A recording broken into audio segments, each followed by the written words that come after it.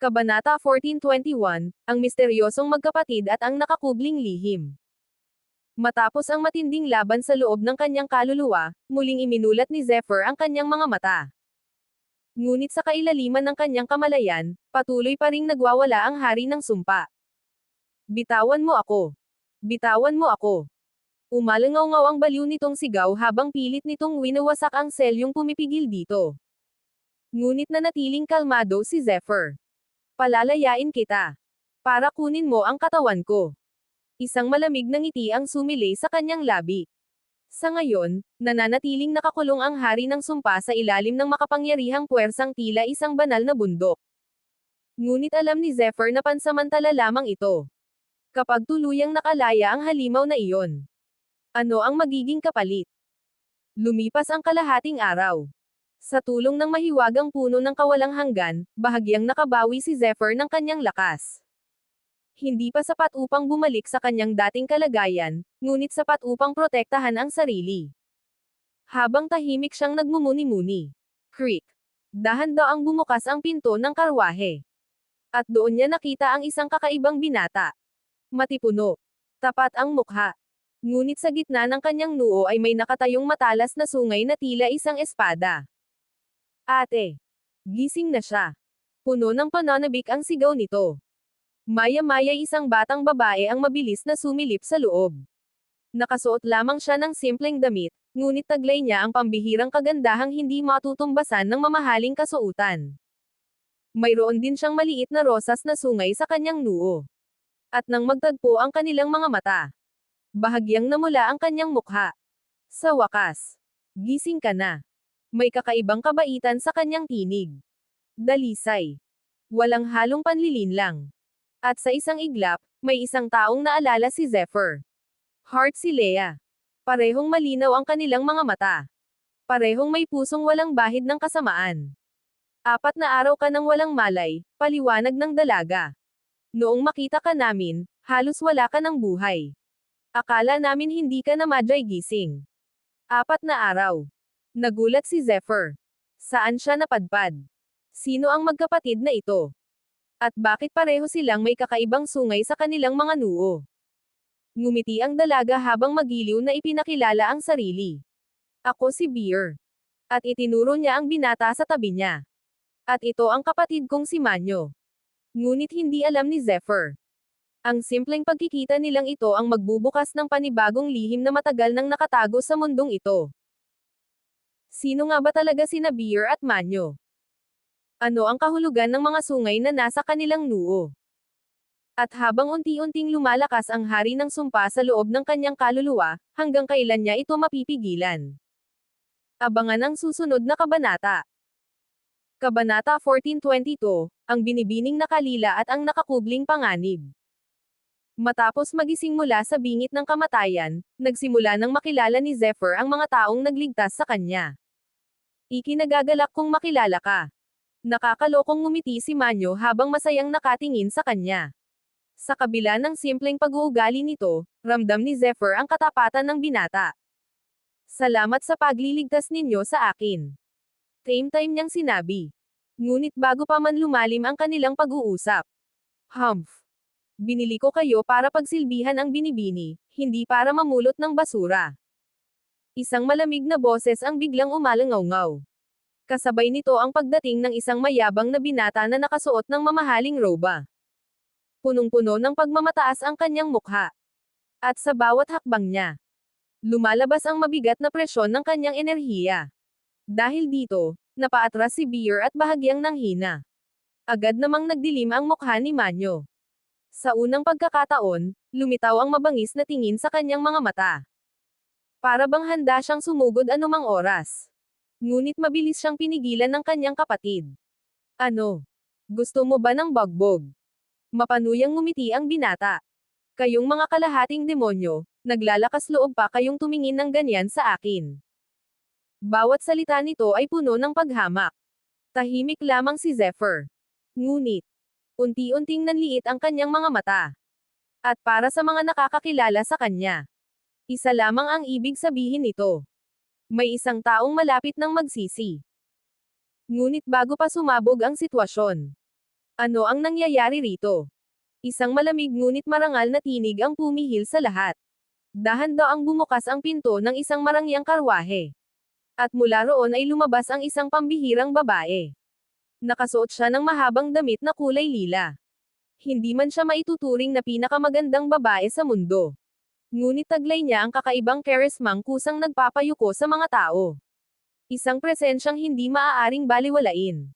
Sa sandaling makita siya ng mayabang na binata. Biglang nawala ang kanyang yabang. Miss. Bahagyang nanginag pa ang kanyang tinig. Mabilis na naunawaan ng dalaga ang nangyari. Malamig niyang tiningnan ang binata. Shang Guankong. Ano na naman ang ginagawa mo? Agad itong yumuko. Binibini. Gusto ko lang tingnan kung gising na siya. Ngunit hindi nagpabago ang ekspresyon ng babae. Kapag nakita kitang muli silang pinapahirapan, ako mismo ang magpapahirap sa iyo. Isang simpleng babala. Ngunit sapat upang manahimik ang lahat. Pagkatapos ay sumulyap siya kay Zephyr. Walang interes. Walang emosyon. Parang isa lamang siyang estrangherong napulot sa daan. Kapag gumaling na siya, hayaan ninyo siyang umalis. At matapos sabihin iyon, tahimik siyang naglakad palayo. Ngunit habang lumilipas ang mga araw, unti-unting naging malapit si Zephyr kina Beer at Manyo. Sa simpleng karwaheng kanilang tinitirhan, nagsimula siyang matuklasan ang kanilang kabutihan at katapatan. Ngunit kasabay nito, may mga tanong na lalong damadami sa kanyang isipan. Bakit labis ang paghamak ng ibang tao kina Beer at Manyo? Ano ba talaga ang ibig sabihin ng pagiging kalahating demonyo? At sino ang misteryosong binibining na kalila na kayang pasunurin maging ang mayabang na si Shang Guankong? Habang unti-unting lumalalim ang kanilang pagkakakilala, isang mas malaking lihim ang malapit ng mabunyag.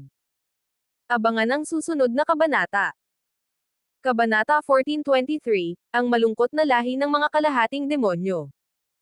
Habang unti-unting lumalakas ang kanyang katawan, mas nakilala ni Zephyr ang magkapatid na sina Beer at Manyo. Ngunit may isang tanong na matagal nang bumabagabag sa kanyang isipan. Sino ba talaga ang misteryosong binibining na kalila? Nang marinig iyon, agad na kumurap ang magagandang mata ni Beer. Kuya Zephyr, huwag mo pong masamain si Binibini. Ganyan lang talaga siya. Malamig sa labas pero mabait ang puso. Ngumiti si Zephyr. At lalo siyang naaliw sa inosente at prangkang dalaga. Kung ganoon, sino ba talaga ang binibini ninyo? Hindi na niya napigil ang magtanong. Mabilis namang sumagot si Beer. Siya ang batang Panginoon ng aming angkan. Sa simpleng paliwanag na iyon, nagsimulang mabuo sa isip ni Zephyr ang kabuoang larawan ng kanyang kasalukuyang kalagayan. Nalaman niyang nasa isang malayong lupain siya. Ang Muan Domain. Isang lugar na napakalayo sa mga lugar na dati niyang ginagalawan. Napakalayo. Na kahit gustuhin niyang bumalik ngayon sa Boundless Academy, tila imposible pa ito sa kanyang kasalukuyang kalagayan. At ang pamilyang kinabibilangan ng binibining na kalila. Ang Qinghai Clan. Hindi man ito kabilang sa pinakamalalakas na puwersa ng domain, isa pa rin itong respetadong angkan. At ang kanilang batang Panginoon ay walang iba kundi si Qing Linglong. Isang babaeng may malamig na anyo ngunit may kapangyarihang magpasunod ng mga tao sa isang tingin lamang. Samantala, masayang nagkwento si Beer. Binili kami ni Binibini noon. Ako ang isa sa kanyang mga katulong. Tumawa siya ng mahina. Pero sinasabi niyang masyado raw akong makulit kaya bihira niya akong utusan. Bagamat simple ang kanyang mga salita, ramdam ni Zephyr ang taos-pusong paghanga nito kay Qing Linglong. Ngunit habang nagsasalita si Beer, tahimik namang pinagmamasdan ni Zephyr si Manyo. At doon niya napansin ang isang bagay. Sa likod ng simpleng ngiti ng binata, may nakatagong puot, may nakatagong sakit, at tila may isang malalim na lihim na pilit nitong ikinukubli. Nang muling mapatingin si Zephyr sa mga sungay sa noo ng magkapatid, biglang lumiwanag ang lahat sa kanyang isip. Kalahating demonyo. Isang sinauna at malungkot na lahi. Mga nilalang na isinilang mula sa dugo ng tao at demonyo. Ngunit sa halip na maging pagpapala, naging sumpa ang kanilang kapalaran. Hindi sila makapaglinang ng enerhiya tulad ng mga karaniwang martial artist. Hindi nila maaabot ang landas ng mga dakilang mandirigma. At sa mundong ang lakas ang batayan ng lahat.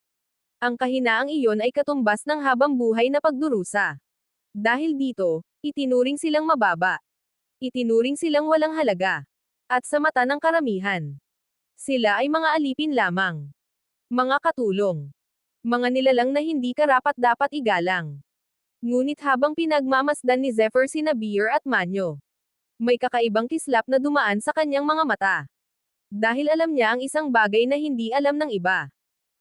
Totoo bang walang pag-asa ang mga kalahating demonyo? Bakit tila may nakatagong galit si Manyo sa kabila ng kanyang simpleng anyo? At posible bang may lihim ang kanilang lahi na matagal nang nakalimutan ng mundo? Habang papalapit si Zephyr sa katotohanan, mas lalong lumalalim ang misteryong bumabalot sa magkapatid. Abangan ang susunod na kabanata. Kabanata 1424, ang nakalimutang lakas ng mga kalahating demonyo. Sa mundong ito kung saan ang kapangyarihan ang sukatan ng halaga ng isang nilalang. Ang mga kalahating demonyo ay itinuturing na mababang uri. Marami sa kanila ang nagiging alipin. Marami ang ibinebenta. At ang iba naman, ginagawang mga laruan sa mga madugong laban para lamang sa kasiyahan ng mga makapangyarihan. Habang iniisip ni Zephyr ang malungkot na kapalarang ito, hindi niya namalayang matagal na pala siyang nakatitig sa rosas na sungay sa noo ni Beer. Nang mapansin ito ng dalaga. Kuya Zephyr, may problema po ba? Biglang nabahala ang kanyang mukha. Sa isang tabi naman, agad na naging mapagbantay si Manyo. Parang handang ipagtanggol ang kanyang kapatid anumang oras. Ngunit napangiti lamang si Zephyr. Wala naman. Iniisip ko lang na maganda ang sungay ni Beer. Saglit na natahimik ang dalaga. Pagkatapos ay yumuko ng bahagya. Pinagtatawanan mo ba ako? Sa isang iglap, napuno ng lungkot ang kanyang mga mata. Dahil sanay na siyang pagtawanan. Sanay na siyang maliitin. Sanay na siyang tingnan bilang isang nilalang na hindi dapat ipinanganak. Ngunit umiling si Zephyr. Hindi. Totoo ang sinabi ko. Maganda ka. At wala akong dahilan para pagtawanan ka. Sa unang pagkakataon, parang may kakaibang liwanag na sumilay sa mga mata ni Beer. Dahil hindi niya marinig ang ganoong salita araw-araw. Ngunit ang hindi alam ng magkapatid. May alam si Zephyr na matagal nang nakalimutan ng mundo. Hindi ordinaryong lahi ang mga kalahating demonyo. Noong sinaunang panahon, isa sila sa mga pinakakinatatakutang lahi sa buong lupain. Mas malakas, mas matibay, at mas mabangis kaysa sa karamihan ng mga nilalang. Ngunit sa hindi malamang dahilan, parang may isang makapangyarihang selyo na bumalot sa kanilang dugo. At unti-unting naglaho ang kanilang dating kaluwalhatian. Habang iniisip ito ni Zephyr, muli siyang tumingin kay Manyo. At napansin niya ang isang bagay. Hindi lamang galit ang nakatago sa mga mata ng binata. Mayroon ding pananabik.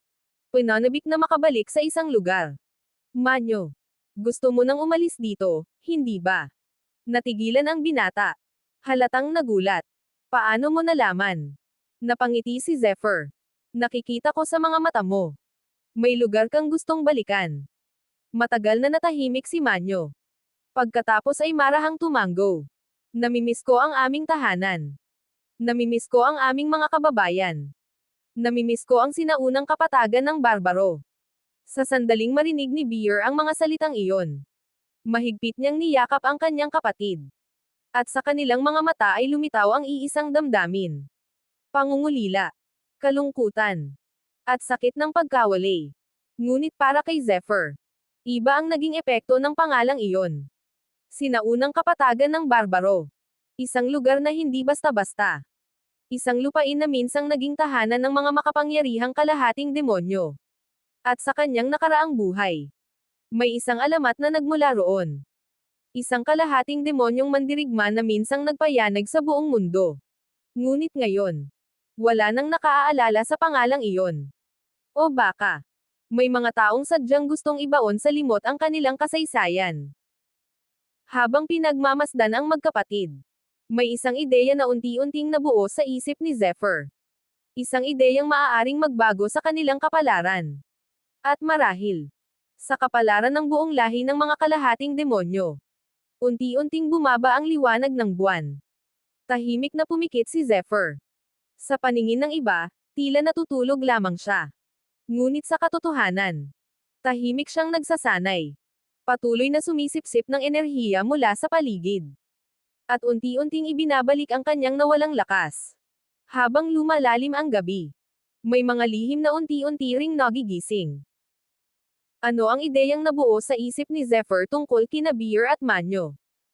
Totoo bang may nakatagong kapangyarihan pa rin sa dugo ng mga kalahating demonyo? At kapag muling nabuksan ang sinaunang lihim ng kanilang lahi, magbabago kaya ang buong mundo? Isang nakalimutang alamat ang malapit ng magising. Abangan ang susunod na kabanata. Kabanata 1425, ang pagsalakay sa gitna ng gabi. Habang tahimik ang buong kampo, may isang tao na hindi natutulog. Si Zephyr. Sa loob ng kanyang katawan, patuloy na umiikot ang napakalakas na kapangyarihan ng puno ng walang hanggan. Isang banal na panla na kahit ang pinakamakapangyarihang nilalang ay hindi madaling mapalago. Ngunit kahit isa pa lamang itong maliit na usbong, taglay nito ang halos walang katapusang lakas ng buhay. Sa bawat pag-ikot ng kanyang enerhiya, mabilis na naghihilom ang kanyang mga sugat. Lumalakas ang kanyang katawan. At unti-unting bumabalik ang kanyang dating kapangyarihan. Pagkaraan ng ilang araw, mahigit kalahati ng kanyang lakas ang muli niyang nabawi. At higit pa roon, ang kanyang enerhiyang espiritual ay patuloy na lumalakas. Sa loob ng kanyang kamalayan, nabuo na ang ikalawang soul crystal. Isang pagbabago na nagdala sa kanya sa mas mataas na antas. Ngunit kahit lumalakas siya araw-araw, hindi niya nakakalimutang bantayan ang isang bagay. Ang hari ng sumpa. Ang halimaw na nakakulong pa rin sa kailaliman ng kanyang kaluluwa. Sa ngayon ay tahimik ito. Ngunit alam ni Zephyr, kapag nagkamali siya kahit isang beses lamang, maaaring magbago ang lahat. Samantala, sa mga nakalipas na araw, patuloy ring lumalabas ang isang taong kinamumuhian niya. Shang Guankong. Isang kinikilalang henyo ng Qinghai clan.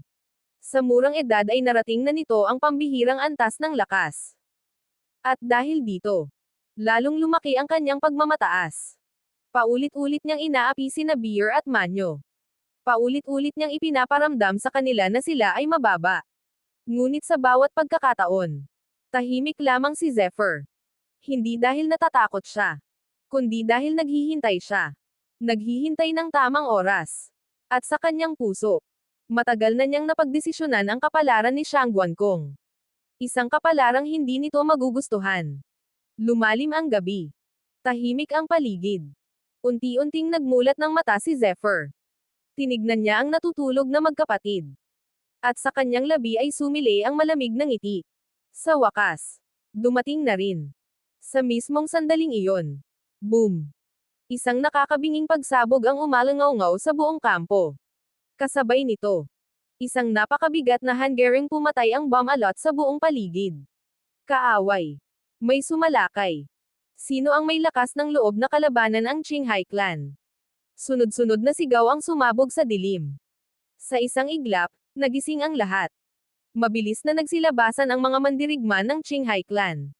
Nakahawak sa kanilang mga sandata. Handang lumaban anumang oras. Ngunit habang ang iba ay naguguluhan pa, nanatiling kalmado si Zephyr. Dahil matagal na niya itong inaasahan. Mula pa noong unang araw na magising siya sa karwaheng ito, may napansin na siyang kakaiba. May tensyon. May pangamba. At tila may isang panganib na matagal nang sumusunod sa Qinghai clan. Kaya nang sumiklab ang kaguluhan ngayong gabi, hindi siya nagulat. Sa halip, parang may isang palaisipan na unti-unti nang nabubuo sa kanyang isip. Sino ang tunay na umatake sa Qinghai clan? Ang target ba nila ay ang buong angkan? O si Qing Linglong lamang? At bakit tila matagal nang alam ni Zephyr na darating ang gabing ito? Sa gitna ng kadiliman, magsisimula ang isang madugong labanan na magbabago sa kapalaran ng lahat. Abangan ang susunod na kabanata.